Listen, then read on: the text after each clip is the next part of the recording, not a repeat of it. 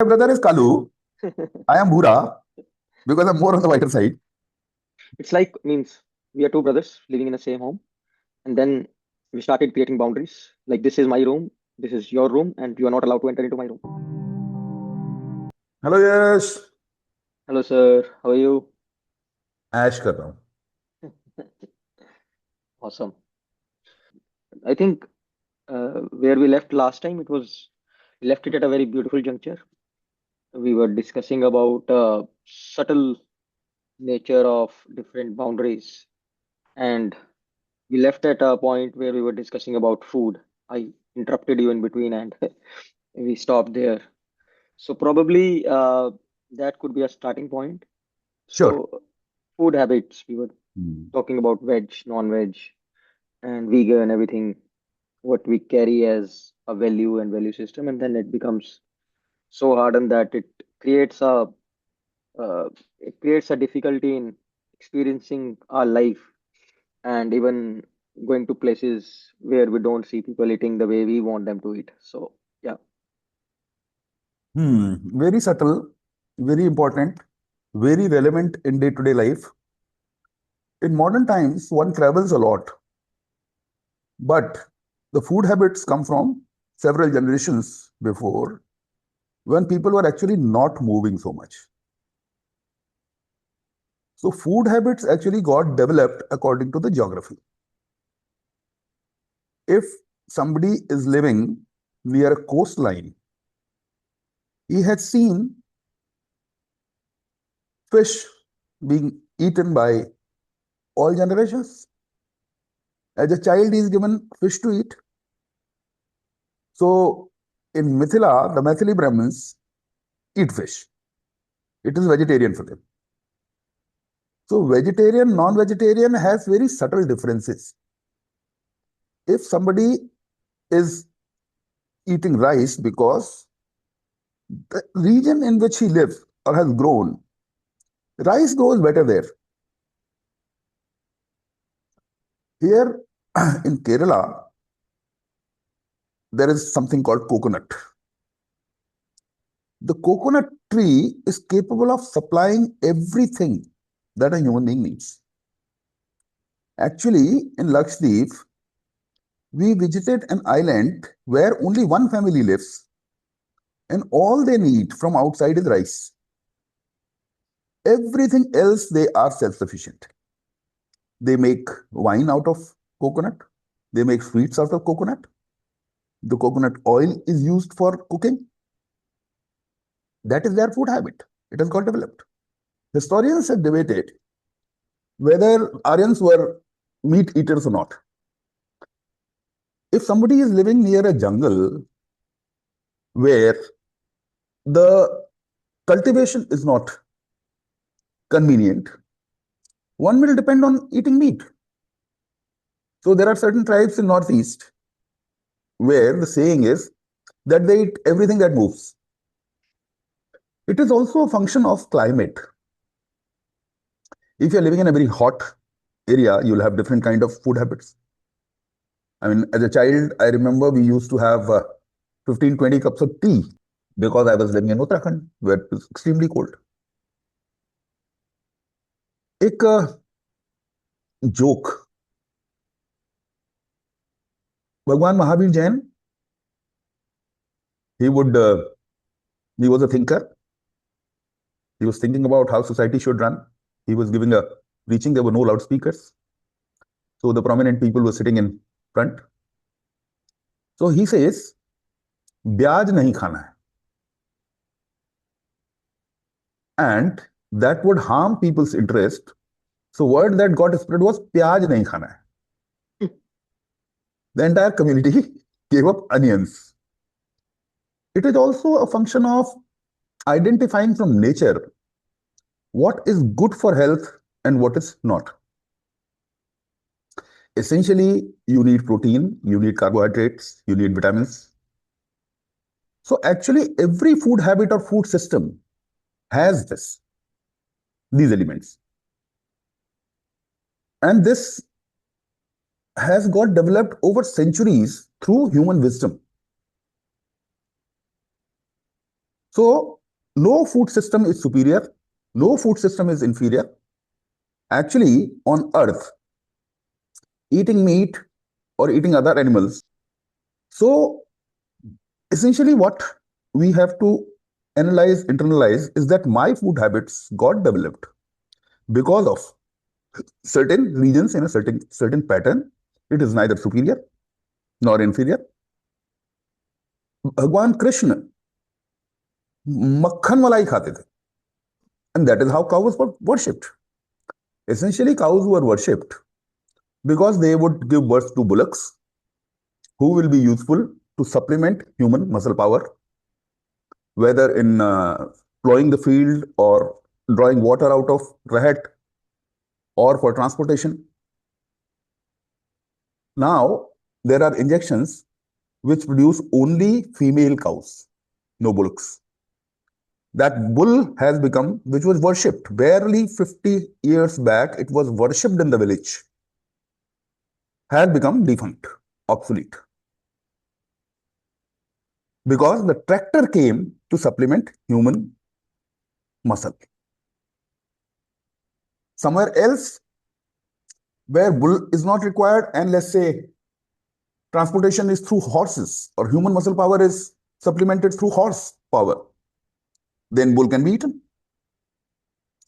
Essentially, what everybody, I mean, this is all theory. Point is how to deal with it. Respect each other's food. My food habits are because of the way I grew up. Somebody else who food habits are because the way he or she has grown up. Why should it create a difference with someone else?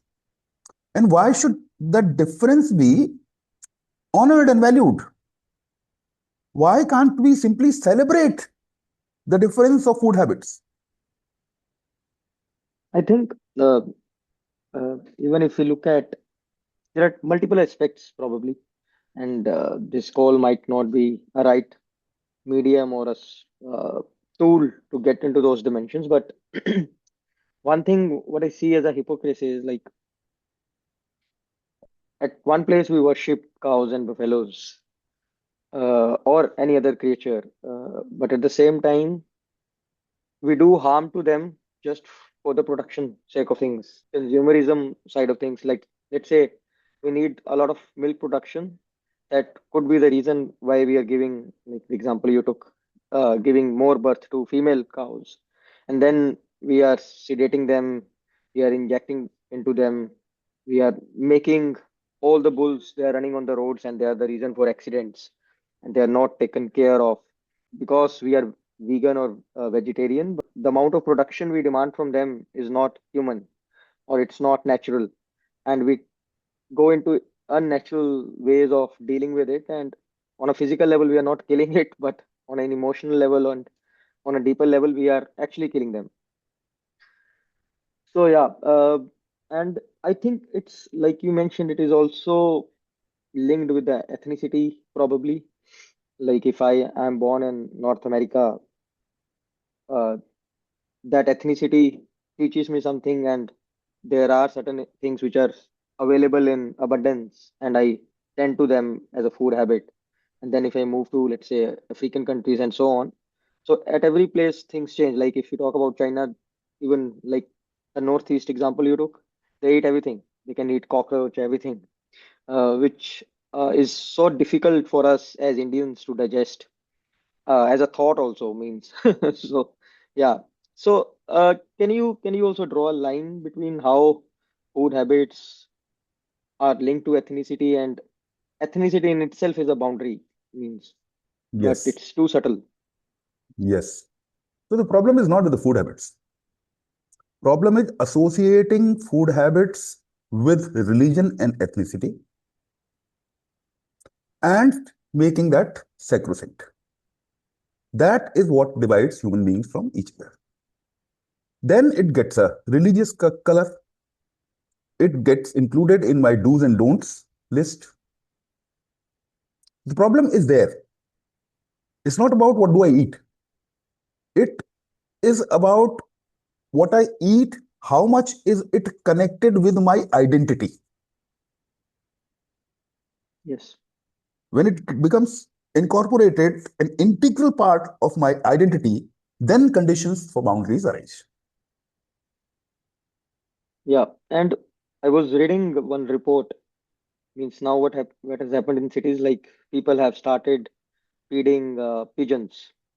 So it has resulted in a rapid growth of pigeons. Means they are two times more than what they used to be in last 20, 30 years, and they are becoming the major reason for asthmatic problems because the dung what they produce, it is very, you can say, allergic.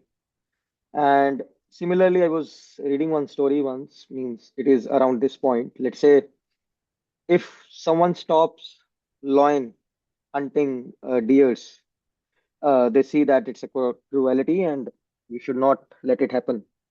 And then over the period, those deers will grow rapidly.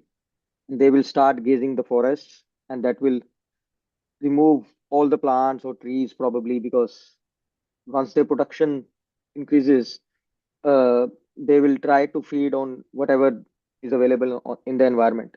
So the food cycle and the food chain is very important. Whenever you uh, become, you carry those values and try to interfere with the natural cycle of things, then you're creating more problems rather than solving few of them. So the problem is not about not eating meat or not eating egg or not having milk. The problem is associating this as a part of who I am and valuing those who think like me and not liking those who do not think like me. So you brought up ethnicity. Yes, human race developed differently in different parts of the world. Owing to the geography, climate, they developed certain features, body features, including the color. Yeah, Now, naturally, where sunlight falls straight, the color is going to be black. It is very cold region, the color is going to be white. And then there is yellow, and then there is brown, and so on. So, color of the skin is because of climatic regions. Now, naturally, through genes, even if this person migrates to some other area, the same color will be retained. But this became such a huge thing. The entire identification with color, brutalities around color, marriages became dependent on color. Within color, also there came up divisions. Then there is purity of blood concept, retaining that. In some communities, you don't marry a cousin, but in certain other communities, you marry a cousin. Actually, you prefer a cousin. So the value systems grew around color identification. Ethnicity becomes our identity. Color becomes our identity. There are yeah. constitutions, man-made laws, which include color as a parameter. Actually, what happens is, at an individual level, one goes on living life without questioning my self-image. I think when we see color, and as a child, we always start seeing white as a favorable color. If someone's skin color is white, that even as a child, let's say there are two siblings, one is bit whitish and another one is bit on a blacker side, they love more the white one. Or the names were put like that is a more favorable or conducive name, but the one with a darker skin, the name is like Kala and so on. My brother is Kalu. I am Bhura because I'm more on the whiter side. Right, And that's how we were called. right. And that beauty parameter is created so you can say hardened as a part of your life. And someone who is on a whiter side, they think them as a superior being from a very starting of their life, and they start seeing themselves as a more, you can say, beautiful, more superior, and they carry that as a confidence. But someone on the other side, they carry it as an inferiority complex. They might become introvert, they might not go to some groups or join some parties because they think that they are not beautiful. And they carry throughout their life. This thought itself, once get into your conditioning, then it can make your life, your experience of life, totally different. And then, let's say if someone travels across the globe, then you carry that with you when you're meeting people, and you already start thinking from that inferiority complex point of view. And the people who are born there, they start seeing you as inferior because they are grown more towards from a point of view of a superiority. And let's say if in India also, if we see if some foreigner is coming from US with white skin, the treatment is totally different. But a foreigner with a black skin is treated totally different. And the type of comments, compliments, and everything changes. Our perception towards them, the way we look at them, the way we treat them, everything means changes from their skin color. I spent my childhood in Uttarakhand. There, the higher castes, as we call them, which is Brahmanas and Kshatriyas, they are white, and the other masses are usually black or blackish or not so dark but not so white. And I grew up in that, so I also valued white more. Now, when I came to Kerala, there are hardly any people who are white. And then looking at their faces, their joy, I then realized that color has nothing to do with beauty. Yes. Beauty is internal, the way one is smiling, way one is treating you. Ethnicity, color, food habits, unnecessarily valued. And on one hand, these came from tradition, geography, climate. There is another thing which is of late very prominent. That is this stupid nationality. And it has become so deep rooted. Nationality. It is not only for sports events. The wars happen around nationality. Survival is questioned around nationality. These are freak accidents of history. India, one nation, could have been 50 nations had this modernization or racialism would have developed in 13th, 12th century. And then all the paperwork around it, passport, visa, permanent residence, all resulting from insecurity and all resulting from a desire to benefit at the cost of someone else. I don't know. People, I mean, am I an Indian first or am I a human being first? Right. And even the accumulation of things as a nation are increasing means once we start creating nations, then everyone needs a army, a military to protect their boundaries. And then there are nuclear weapons, what you're creating. The lot much is spent on your army, military. And it's if you look at the budget, 30%, 25% of the budget is going into protecting your borders. If there is no concept of nations, if there are no borders, then that's a money can be used at a different place altogether. Money and Yes. the human effort, which goes into that, the training, feeding them, Yep. that human effort can be used for serving the elders, for better production, for better entertainment, for so many other things which are useful to life. Then we also start celebrating the differences. Like, let's say, if India has certain resources and China has certain resources, then we see that how those resources can be clubbed together rather than creating a scarcity at one place and abundance at another place and then fighting for it and resulting in a trade wars and cold wars and so on.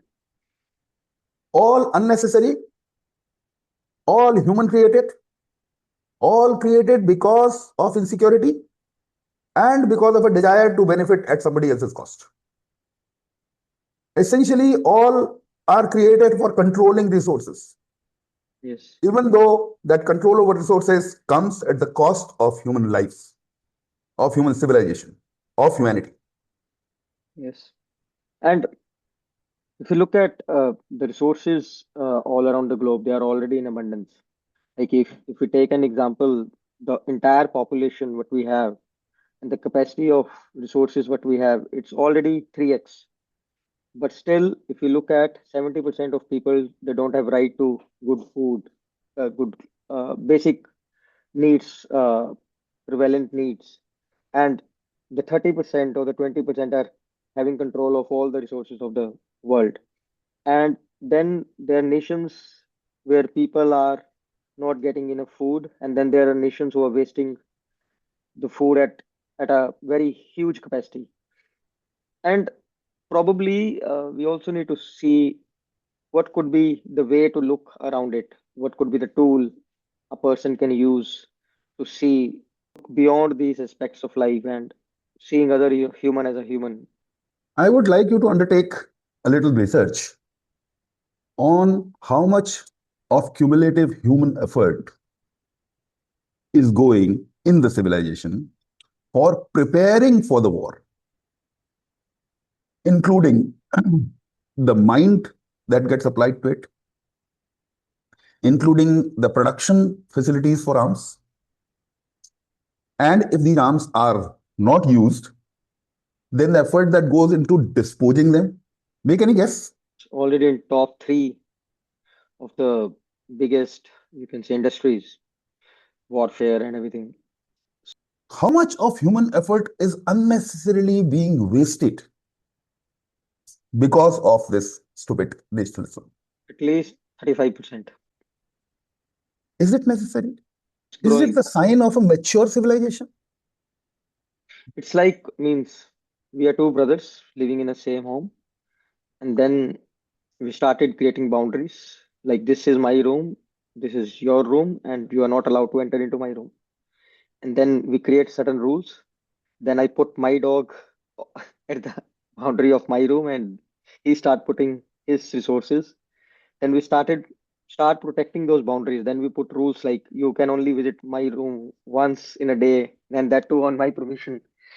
And if there is someone in your room whom I love, I can give him a permanent residency to move in and out. So it's something like that. But if you just remove that and make them those brothers sit together and again start living together, the movement and everything becomes so free and everything is available to both of them. So the nationality then becomes the cause of patriotism. And in the name of patriotism, young people are encouraged to die, give up their lives. That becomes heroism, values. Nationality is only a concept of 150-year old, at most 200 years. Was there any visa or passport 200 years back for going from one place to another? Now it is so, so much of effort goes into getting a visa. You are from Punjab, you know how desperately people are waiting for a Canada visa. So there is a temple in Punjab. What they do is they go and place a toy aeroplane there so that you get a visa. I think it's a beautiful conversation, uh, and the way we have covered how these things are linked with each other. Your food habits are linked to your ethnicity, color, and then it's linked to your nationality. But still, people who might listen to it, they come with certain prejudices and they have those boundaries which are very hardened or consolidated. What tool they can use to shaken them means as a theory they might understand this concept, but how they can make it a continuous process of loosening those boundaries and seeing beyond it. By saying, so what? I'm black, so what? I'm Hmm. of this ethnicity, so what? I eat this, so what? I am an Indian, so what? It only means that I was born in India and I have a citizenship here. It does not have any more meaning than this.